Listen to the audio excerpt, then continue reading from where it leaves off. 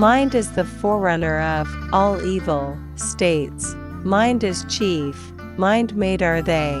If one speaks or acts with wicked mind, because of that, suffering follows one, even as the wheel follows the hoof of the draft ox. Mind is the forerunner of all good. Mind is chief, mind-made are they. If one speaks or acts with pure mind, because of that, happiness follows one, even as one's shadow that never leaves. He abused me, he beat me, he defeated me, he robbed me. In those who harbor such thoughts, hatred is not appeased. He abused me, he beat me, he defeated me, he robbed me. In those who do not harbor such thoughts, hatred is appeased. Hatred never cease through hatred in this world. Through love alone they cease. This is an eternal law. The others know not that in this quarrel we perish.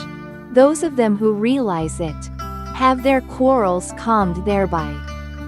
Whoever lives contemplating pleasant things, with senses unrestrained, in food immoderate, indolent inactive, him verily Mara overthrows, as the wind overthrows a weak tree.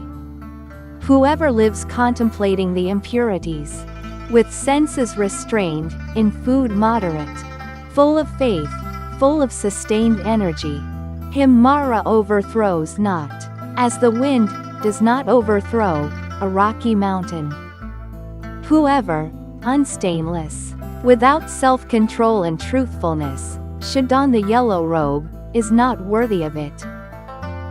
He who is purged of all stain, is well established in morals, and endowed with self-control and truthfulness, is indeed worthy of the yellow robe. In the unessential they imagine the essential, in the essential they see the unessential. They who entertain such wrong thoughts never realize the essence. What is essential they regard as essential. What is unessential they regard as unessential. They who entertain such right thoughts realize the essence. Even as rain penetrates as ill-thatched house, so does lust penetrate an undeveloped mind.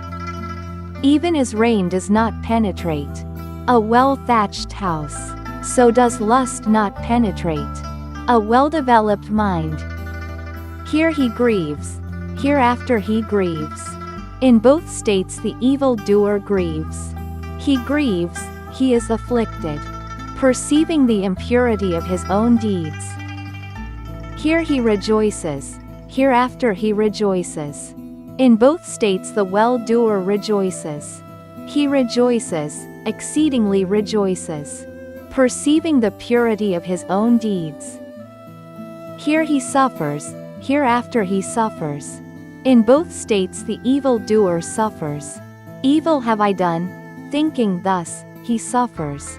Furthermore, he suffers, having gone to a woeful state. Here he is happy, hereafter he is happy.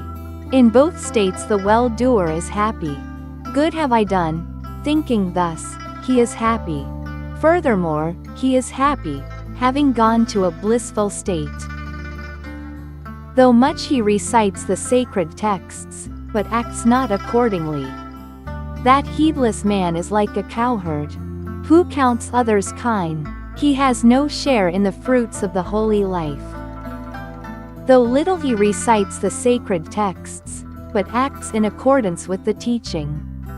Forsaking lust, hatred and ignorance, truly knowing, with mind well freed, clinging to not here and hereafter, he shares the fruits of the holy life.